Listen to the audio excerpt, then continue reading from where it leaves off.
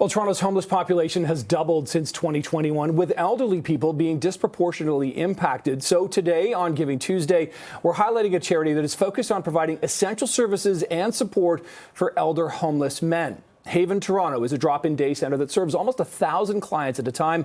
And for more this morning, Stephen Dorsey is joining us, development and marketing lead at the center. Stephen, appreciate you being here this morning. What you do at Haven Toronto, what you and the folks do down there is pretty remarkable. But the need, as we've been seeing, whether it's food bank use or other sort of needs for people who are less fortunate right now, just continues to grow, doesn't it? Absolutely. I think the latest numbers that were put up with the City of Toronto was 7,300 people were homeless in 2021, and now it's over 15,400 as of 2024. Yeah, and a disproportionate number of those are elderly homeless men who, in many circumstances, Stephen, have really just sort of fallen on difficult circumstances, and that's sort of perpetuated a cycle for many of them. Well, exactly. The cost of living, the housing crisis, food insecurity. Yeah. So you put all that together, an aging population. So we're seeing, many more people, unfortunately, finding themselves homeless or marginally housed. Yeah. And of course, Haven is there to help some of them. We have over 1,000 clients that we come in the door, in a given year, and now we've added something, I believe, over 200 more just this year. That's pretty remarkable, Stephen. For people who don't know, what does Haven do? It's not, you don't sort of stay there,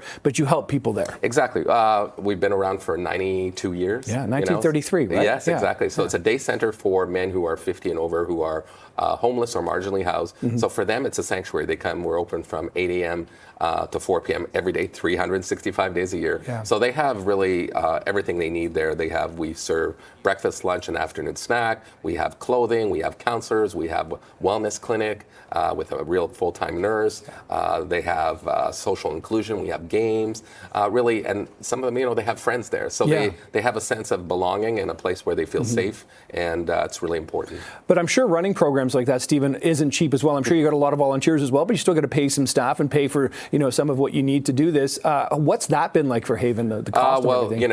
Especially the last few years for everyone in nonprofit, it's been challenging. But for us, we're very lucky. We do have funding from the government, about 50% of our operating budget, but 50%, almost $1 million, we count on donations from individuals, corporations, foundations. So, we're always out there. Today's the day of giving. Yeah. Luckily, we have some very generous people, but, it's a continual job to get that because everything, the cost, just for the food, for example, for our Healthy Meals program has gone up tremendously because of inflation. The need, we're going to serve almost 100,000 meals this year. So we always, that's why today is an important day, and throughout the year, asking for people if they can to help. Absolutely. This is John, one of the clients of Haven.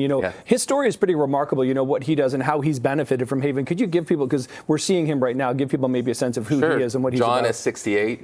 He's been marginally housed or homeless for over 25 years. He's been coming to Haven for 10 years.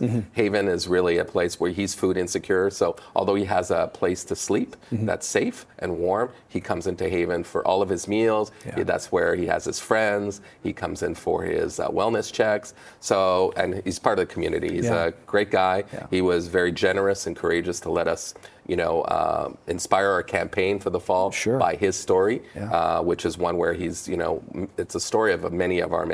They've been estranged from their family, possibly for many. For him, he hasn't seen his children in over 20 years. Wow. But you can see he's still hopeful. Yeah, well, that's good. Well, the kind of hope Haven is providing is crucial. Stephen, appreciate the time. Keep doing the good work you and the folks down at Haven are doing. Thank you so much for being here. Thank you so much. And you can contribute to Haven on this Giving Tuesday.